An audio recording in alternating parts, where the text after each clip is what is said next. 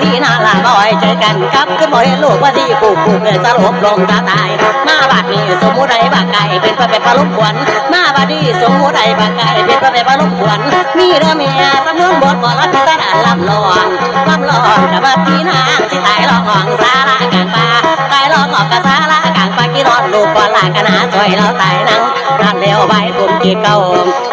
พอลมกอดดังมาดีวันนั้นแรกก็นี่มีคำคงแม่